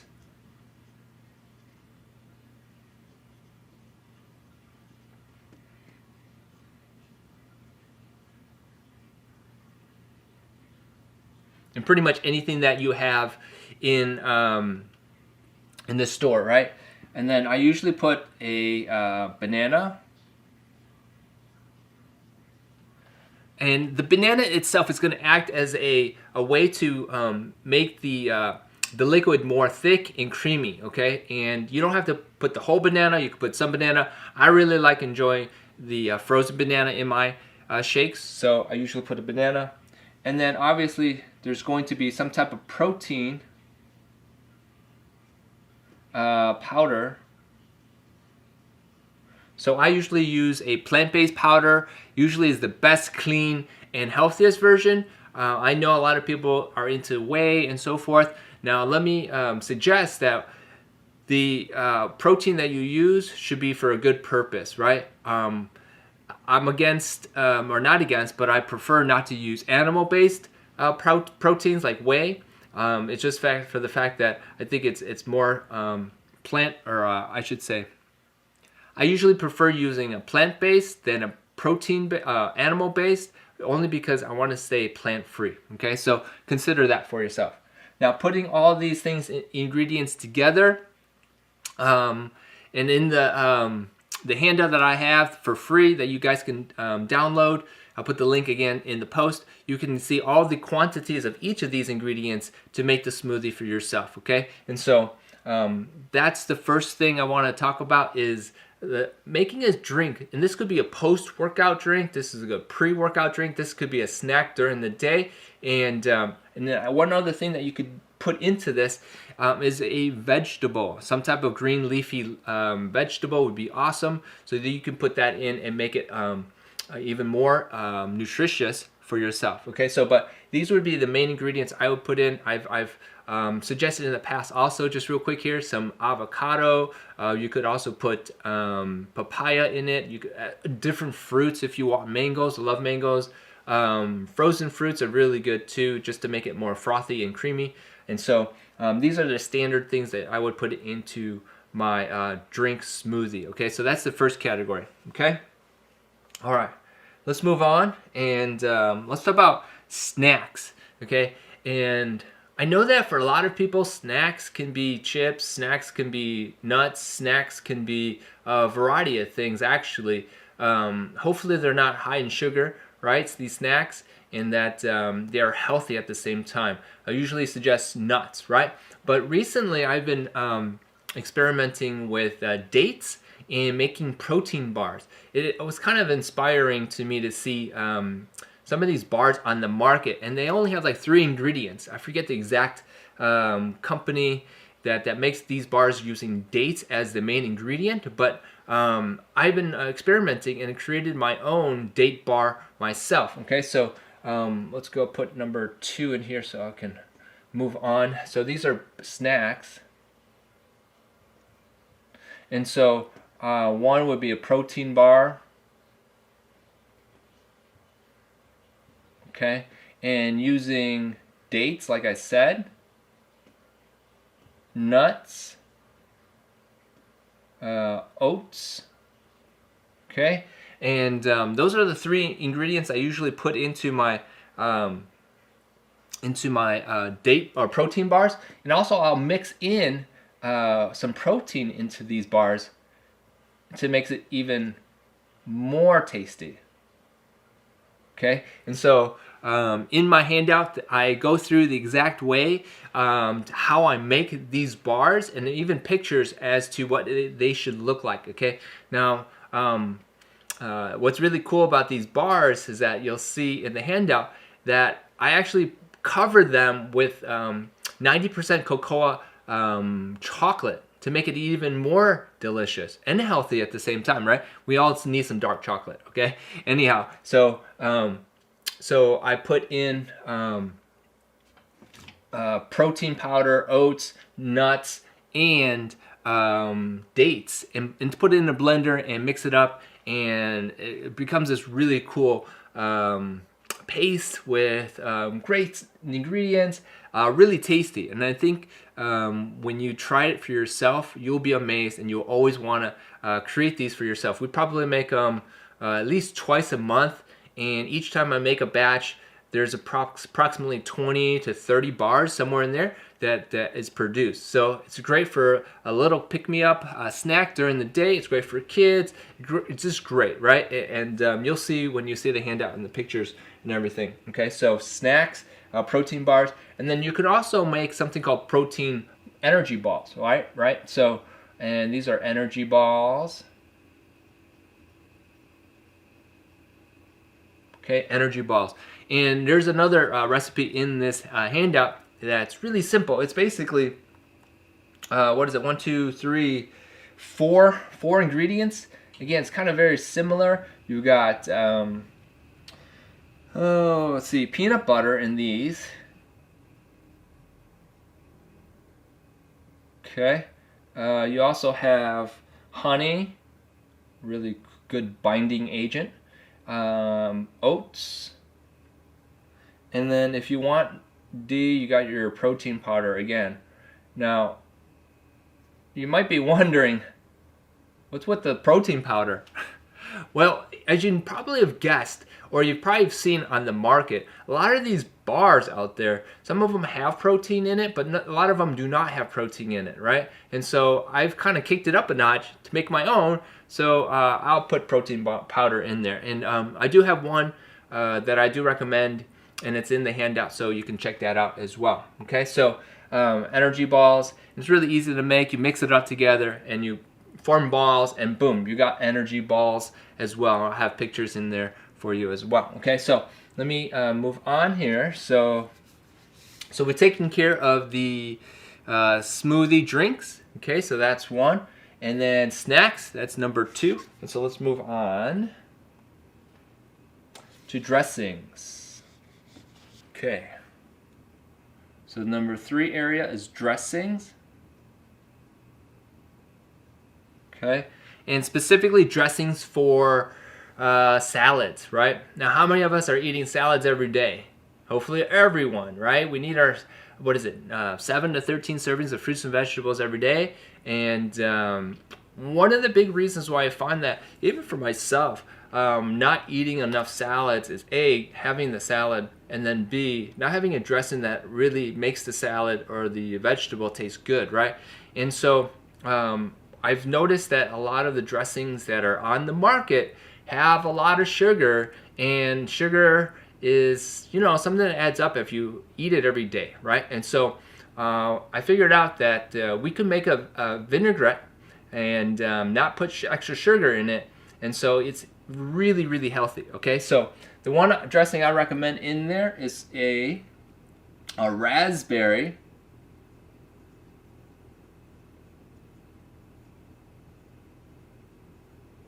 vinaigrette.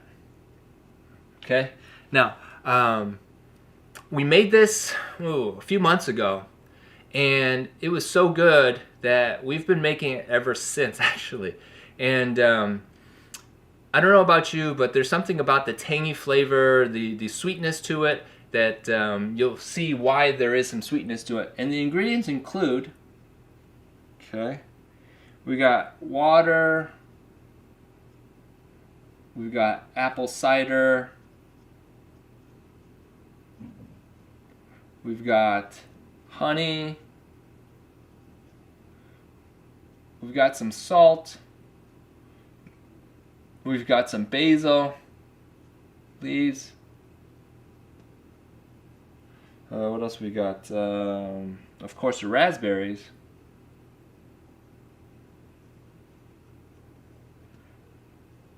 And then olive oil. Okay, now when you make this right here, you'll notice there's not extra sugar in it, and you got some really tasty ingredients in it. And when you make it, it turns into this really creamy, like I said, tangy, raspberry flavor tasting vinaigrette. And you put it over your salad, and boom, you've got an amazing, believe me, amazing salad dressing that you can use. Just bring a little bit on there, and you got a pack full of flavor. Trust me, okay? And so you got the ingredients in there, how to put it all together, how to drizzle the oil in there and blend it up. Probably takes me at least 15 minutes total once I have all the ingredients and everything, put it together. 15 minutes max to put this together, and I think it produces 2 cups. So it's really, really tasty. It saves you money perhaps, so that it's a really great dressing to use for your salads. And so there you go. So that's number 3. Okay, and then the last area here is soups. Okay, all right, soups. How many of you guys are really, really into soups? Maybe because when I'm making this is the winter time and soups are great, but even soups are really good throughout the year. And if you have a slow cooker, even better. So I have, let's see here, one that uses a slow cooker, crock pot slow cooker, and I got 2 other ones that we really, really enjoy as well. So the soups. So number 4 are soups. Okay. Now, if you ever went to the supermarket, which you have, and you are looking at soups, you probably have noticed that these soups have a lot of high sodium in it. Okay, so once you start making your own and creating your own soups, you'll immediately reduce the amount of sodium in your soup, and you probably can increase the amount of flavor based on how you like it, and you're probably cutting down on, you know, the preservatives that are in the can and so forth. And you know, it's going to be super healthy because you know what's going into it. All right, so the first soup that we really enjoy is potato soup.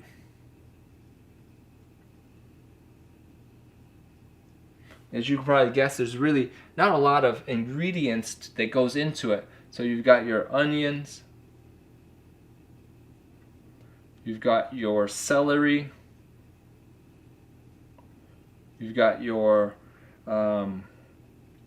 let's see, potatoes, can't forget those, and you got your, let's see here, oil, and then you got your chicken broth. Okay, and so that's it. 1, 2, 3, 4, 5, and you put this into the pot. You boil it up, and you use your hand immersion hand tool to make it creamy, and boom, voila, you have potato soup. And you can control how much salt, you can control how much seasoning you put into this, and it's amazing. Okay, and so that's one of them. All right, the second one is the butternut squash.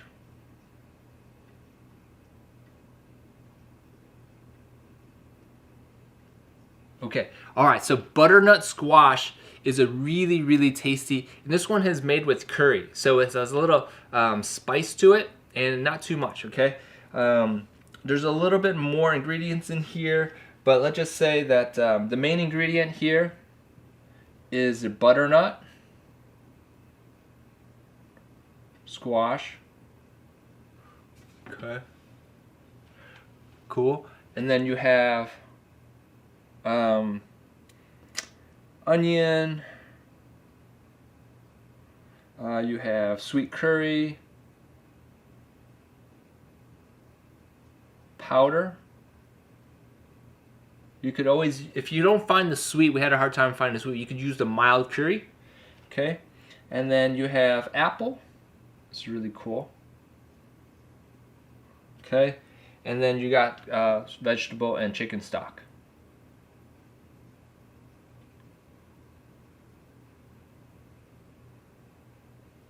Okay, so basically 6 items right there, 6 ingredients, and boom, you've got a very flavorful, you've got a soup that lasts, it's hearty, it's really awesome to have. It's a seasonal one, so perhaps in the fall, coming up in about 8 months, 9 months, something like that, you can use it then, but know that this exists. Okay, and then the last one here, I'm just going to squeeze it down in here. Number 3, I'm going to say it is the black bean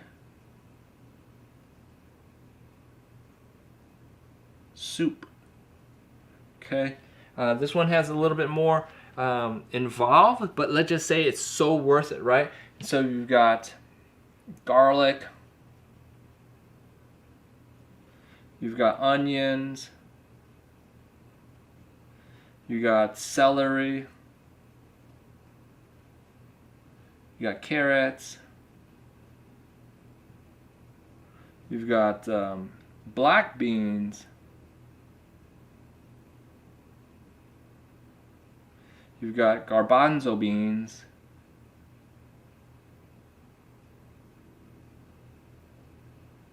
You've got, we put in tomato sauce and tomato paste.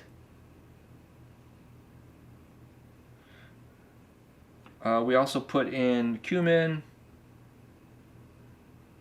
and oregano. We got water and vegetable broth. Okay, hopefully you guys can see that. All right, again, like I said, I have the handout that you guys can get for free to just get all of this down, and you could follow the recipes that I have, and you can make these on your own. Now, this black bean soup, we put it in the crock pot, slow cooker for 6 to 8 hours on high, and bam, this is something that you could set and forget and have it for a great dinner as well. We really enjoyed it when we made it the first time, and we made it many times after that, and it's been really, really great. Easy to make, like I said. Now, I bring these up again just to remind you guys that the big reason for having these around is so that you can go to them whenever you are looking to go on a health, if you will, eating pattern, right? And so you got the smoothies, you've got the snacks, you've got the dressings, and then now you have these soups, right? And so, these things are going to be around so that if you're ever in need of some type of healthy eating, this is for you. Now, how often you do it, up to you. We probably do the soups, every month, one soup. With the dressing, we probably make it every month as well. Let's see here, the protein bars, we probably make it every month as well. And, when you are shopping now, the next time you go out, you guys can find the ingredients from this list, and you guys can make it, okay? And so that's the big point, all right? Okay, so hope you guys are doing well. If you really like this, you guys, go ahead and smash that subscribe button, rate and review this episode, and leave me some feedback. I really appreciate this. And until next time, stay active and be safe. Bam! Hey, thanks for listening to my podcast. Are you overwhelmed and frustrated with your fitness journey? If you are, I get it. There's so much information out there and it can be confusing. It's a terrible feeling, and I want to fix it for you right now. Yep, it starts with my educational library containing my best trainings. The best part is that it's free to join. You get my training secrets, special workshops, and cooking recipe books. Valued over $2,000 at this time, with ongoing updates in the future, there is no other time to join than now. Visit www.goality.com/raw to sign up today. You'll be glad you did. Hey, remember to subscribe and leave feedback for me. Did you know you can find me on Instagram or Twitter at Eric W. Sue Trainer? I have unique content there, and it would be cool to connect with you there. Finally, share or tag this episode with your friends. Sharing is caring. Okay, catch you on the next episode. Hey guys, Eric Sue here. Welcome back to another episode of Healthy Living with Eric Sue Radio. We got a great one for you today. It's all about the core, and so stay tuned. So the big mystery is this: how do average Joes and Janes who did not cheat and hire personal trainers and chefs, who want to live fit and healthy, how do we achieve our health and fitness goals and live our healthiest life, yet still have plenty of time to enjoy it? That's the million-dollar question, and this podcast will give you the answer. My name is Eric Sue, and welcome to Healthy Living with Eric Sue Radio. Hey guys, I'm so excited to announce to you a new way for you to get new workout ideas, health and fitness advice, and the all-important accountability. I'm talking about the new Goality online membership, of course. If you have not heard about it, well, it is the latest way for Eric Sue to support and challenge you towards your fitness goals. The best part is that you can try it free for 7 days. Now you have no excuse not to try it. Visit www.goality.com/lifestyle now. You will be glad you did. Hey, before diving into today's episode, I wanted to mention to you the new mini bootcamp workout video. If you grab the free mini bootcamp workout manual, which can be found at www.goality.com/free, then you know what I'm talking about. Basically, the video will help anyone that needs a closer look at how to do the exercises in the workout and at what intensity. You still get everything from the warm-up to the workout routine to the cool down and the nutrition plan. To get the video, simply go to www.goality.com/mini video. Okay, go grab the mini bootcamp workout video today. All right, you guys, I'm back. And today is a special episode because I want to talk about how to train your core for maximum results. I got a little presentation for you guys, so stick with me. I'm going to be talking about 3 mistakes you must fix so that you can get maximum core results. All right, so let's dive right into it.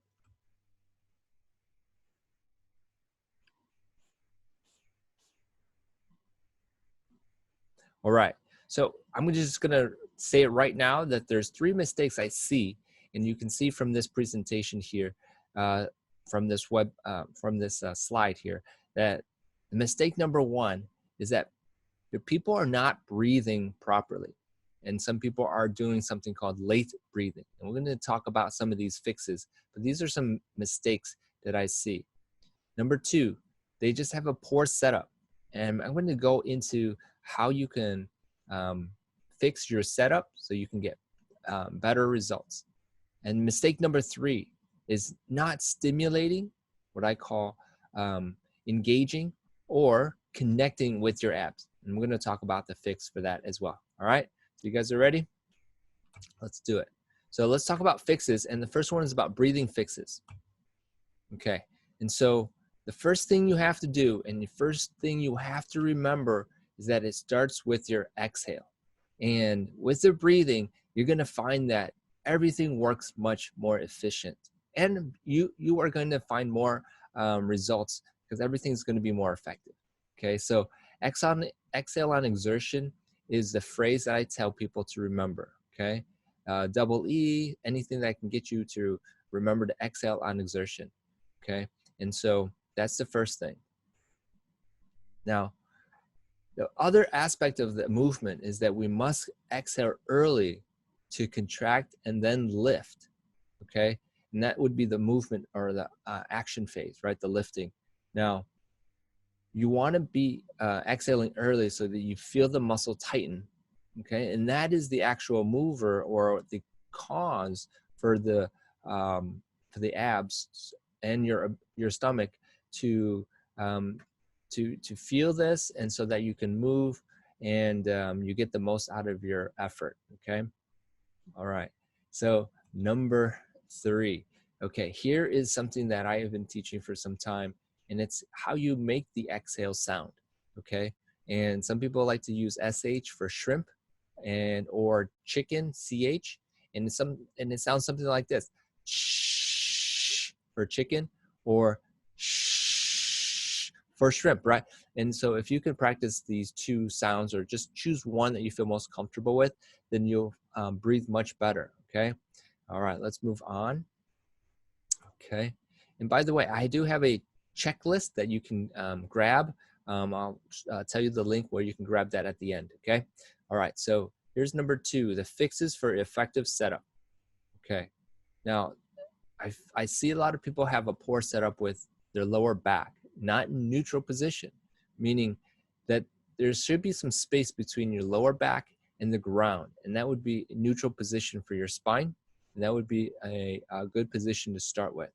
Now, if you're not in neutral spine position, let's just say you're arched high, right? And so your back is really off the ground, you'll have to do a tilt with your pelvis to bring it back in, okay? Bring it back down. If you're flat and there's no space, you have to do the opposite. So if you're flat, you have to arch a little bit, and that would be through a tilt, forward tilt with your pelvis. Okay. All right. So hopefully that makes sense. Okay. So then the next part would be where to place your hands. I've always said place it behind your head to support the neck. And so that would be a good place to start. Just remember, when you do place it back behind your head, you're not pulling your head to execute the movement. Okay. So that's really important that we just keep that in mind. Okay. The next thing is your elbow position. All right. Now, a lot of times people have your elbows in, and so that is actually a incorrect position, because you're going to practice, you're going to learn how, by doing that, you're going to learn to use your elbows for momentum and to execute the movement.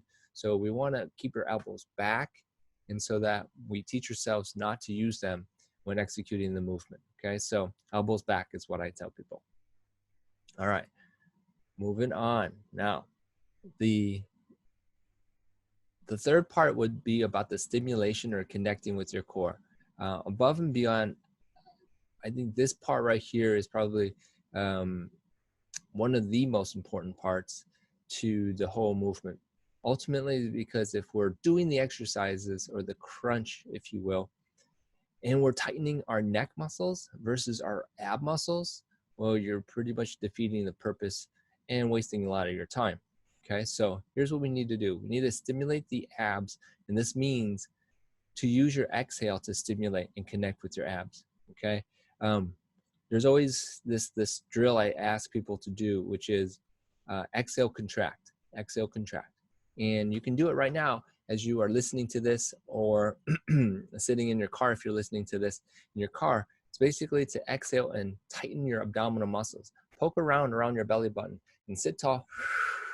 And if you are watching my my YouTube video right now, you can see that I'm exhaling, and then you can't see my abs, but my abs are really engaging, or I'm connecting with my abs from my my head and core basic connectivity, so that my abs are tightened when I exhale.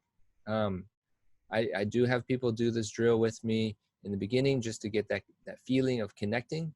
And so we want to make sure we can do this before we move on to any other aspect of the crunch.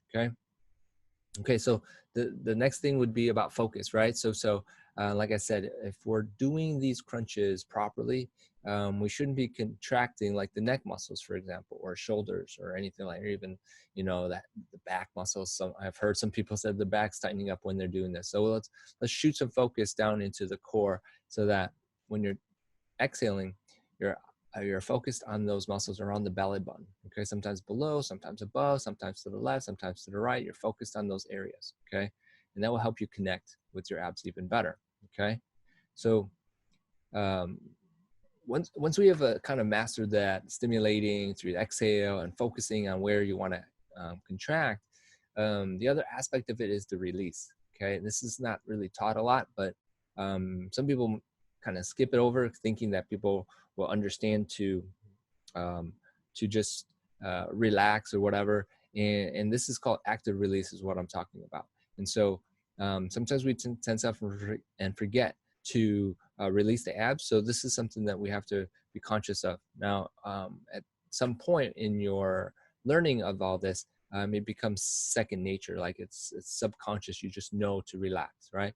But in the beginning, sometimes we get to a point where our abs are so tense because you're not used to the stimulation, you're not used to the contractions, and you just forget to relax. But something to remember is to do something called active release. Okay, so here's a little summary of what I just talked about in this little training, if you will, about the mistakes that you must fix for your core training for maximum results. Okay, so again, we've got, mistake number one is not breathing or doing something called late breathing.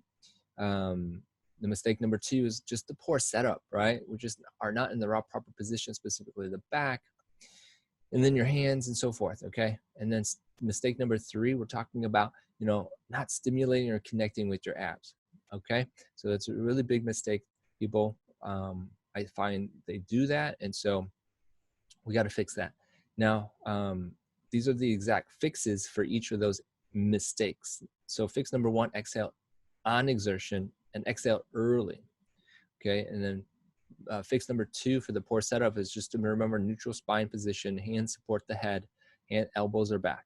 Okay, now fix number 3 for not stimulating is just to focus on the area that you want to engage and work on, right? And so that will help with the stimulation. Remember, exhale and exertion is the key.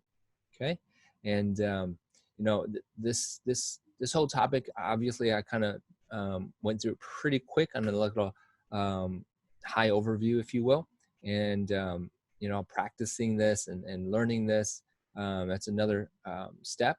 But here I do have a free episode worksheet, just what I talked about today, that you can grab so that you can make sure that you are doing each of these fixes. And you can grab that at ericwsu.com/core workshop. And you can grab it right there, download it immediately when you go there. And, I want to say that if there's one, maybe 2 areas besides weight loss in general, core training is the top 3 areas that people always ask about. And, I know that if you take these mistakes that you might be doing and fix them with these fixes, I know that you guys will get the best results for your core training in time as well. I really appreciate you guys listening to this episode. If you like it, go ahead and comment, give me some feedback, iTunes, and give me a review. Focus in on what you think is the best. Let me know if you don't like it either as well. That's fine as well. I really appreciate you guys hanging in there with me. And I look forward to connecting with you again soon in the future. And we'll talk to you guys again. Bye. Hey, thanks for listening. I get asked many times to review someone's workout routine. Would you like me to review your workout routine? If so, sign up for a free workout routine review at www.ericwsu.com/review. One tweak could be the tweak you need to get you to the next level. Hey guys, welcome back to another episode of Healthy Living with Eric Su, and welcome to 2019. This episode is going to be really cool and super helpful because I'm going to be sharing with you something that you may be having a misconception about. So the big mystery is this: how do average Joes and Janes who did not cheat and hire personal trainers and chefs, who want to live fit and healthy, how do we achieve our health and fitness goals and live our healthiest life, yet still have plenty of time to enjoy it? That's the $1 million question, and this podcast will give you the answer. My name is Eric Su, and welcome to Healthy Living with Eric Su Radio. Hey guys, before diving into the episode, this episode is sponsored by Quality Raw. It's a members-only website where you can sign up for free to get Eric's best trainings. Let me explain to you quickly what you will get once you sign up. So we have Eric's mini boot camp workout manual and video. There's also his core secrets workshop plus the core exercise videos. There's so much in here that you have to check it out yourself. By the way, this members area will be updated over time, so you will always get his latest trainings. So visit www.quality.com/raw and sign up today. You will be glad you did. Well, I'm talking about that question, which is, how does somebody lose body fat? And where does that body fat from your body actually go? So in this video, I'm going to share with you how that happens. Okay, so you probably have heard that losing body fat is like burning it off your body. And you must be wondering, wow, that seems cool, but what exactly does that mean?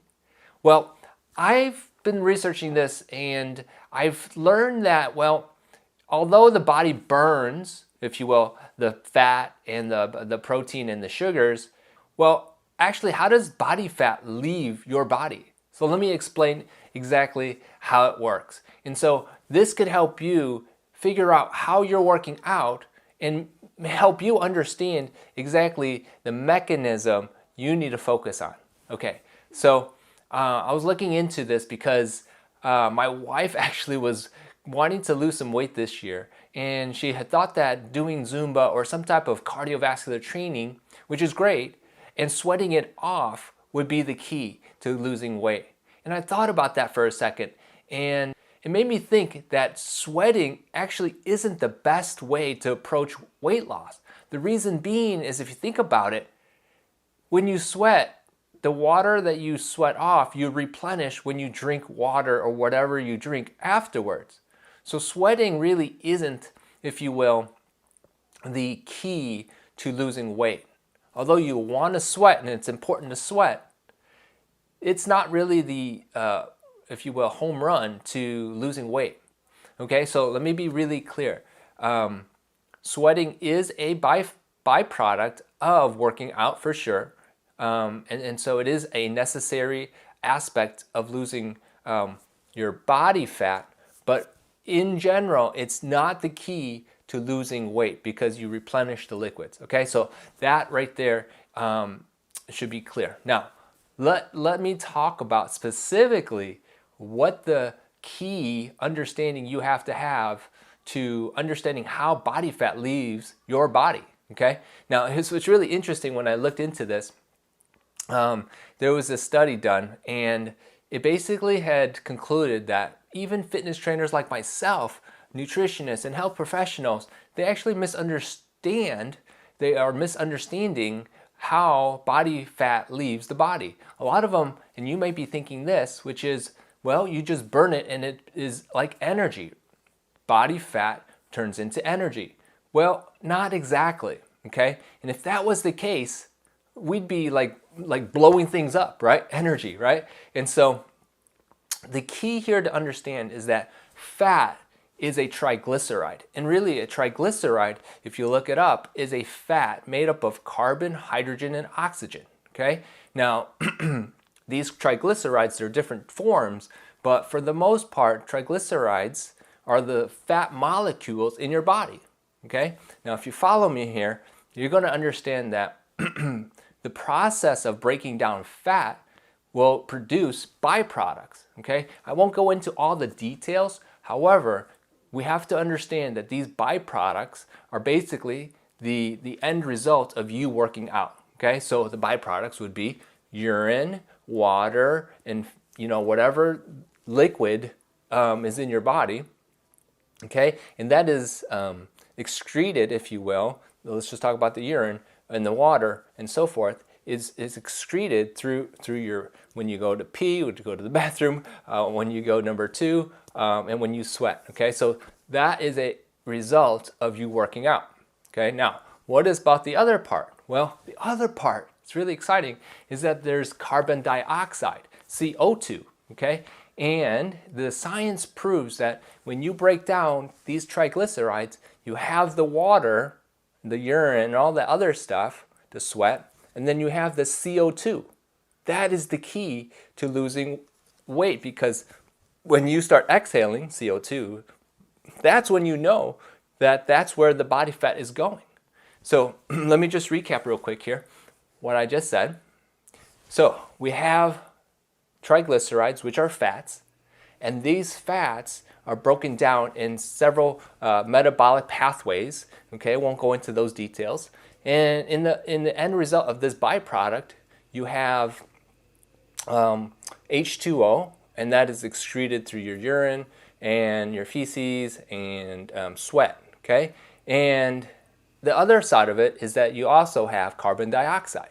Okay, you all breathe in oxygen, and then all of a sudden, through that process of working out, you produce these byproducts. And like I said, I won't go into all the metabolic pathways, but please understand that these two end products are what you will be ending up with when you exercise.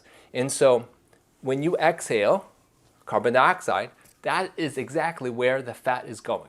Okay, so if I haven't lost you yet, basically what's happening is that we all have body fat, and we accumulate body fat based on how we eat, what we eat, and how much we eat. Okay, now the storage of these fats, and then sugar converts into fat, by the way, will become triglycerides. Okay, so what we need to be able to do is metabolize these triglycerides, okay? And so by doing so is through working out, and you produce these byproducts is what I'm saying, okay? And so when you exhale, okay, you will exhale the body fat. So what am I basically saying? I'm saying that it's the best idea to make sure you exercise, raise your heart rate, build some muscle, do the strength training, raise your metabolic rate because muscle increases your metabolic rate, but also make sure that you are doing things that requires oxygen to go into your body, and so that produces a oxidation, which breaks down your triglycerides and which produces the byproducts. Does that make sense? So working out is a key factor, and so if you can consistently do that and understand that the more of it that you do, the better you'll be able to lose your body fat, okay? Now, does that translate into running marathons and so forth? Yes and no, but at the same time, yes, because you have to do the exercises, okay? But no, you don't necessarily have to run marathons. It is just doing something that raises your heart rate and makes sure that you are producing some type of energy effect, which means you're putting demand on your body, you are raising your heart rate, you are increasing your muscle mass. All those factors do play into it. But please understand that when you are trying to lose body fat, you have to exhale it out. There you go. That is really the key to understanding how your body removes body fat, okay? And so, hope you guys like this, and I hope I didn't lose you anywhere in this video, but basically that's what's happening. I know that you could always look it up and find out more about how body fat leaves your body. It's really the search term. But hopefully this helps you guys. And in 2019, I know many of the people that I've talked to in the past, in my experience, they want to get in shape for summer. They want to be ready before, like I think it's June or wherever you're going, and be ready for that. And I know this is going to help you. My encouragement to you guys is to make sure you guys be sure to work out, exercise consistently, find a buddy, find someone to be accountable to. If anybody wants to check out my website, I'll put a link in the post, goality.com, and there is something called Goality Makers Lifestyle, and that is a great membership program that connects you to me so that we can be working together. I can help you be more consistent, help you get unstuck if you are stuck with your health workouts and so forth. But anyhow, go check it out. I'll put the link in the post. Really appreciate you guys tuning in and checking this out. If you haven't already, smash that subscribe button and subscribe so that you guys can get updates from me in the future, and that we can stay connected. All right, hope you guys have a great day and an awesome new year. Bam! Hey, thanks for listening to my podcast. Are you overwhelmed and frustrated with your fitness journey? If you are, I get it. There's so much information out there and it can be confusing. It's a terrible feeling, and I want to fix it for you right now. Yep, it starts with my educational library containing my best trainings. The best part is that it's free to join. You get my training secrets, special workshops, and cooking recipe books. Valued over $2,000 at this time, with ongoing updates in the future, there is no other time to join than now. Visit www.goality.com/raw to sign up today. You'll be glad you did. Hey, remember to subscribe and leave feedback for me. Did you know you can find me on Instagram or Twitter at Eric W. Sue Trainer? I have unique content there, and it would be cool to connect with you there. Finally, share or tag this episode with your friends. Sharing is caring. Okay, catch you on the next episode.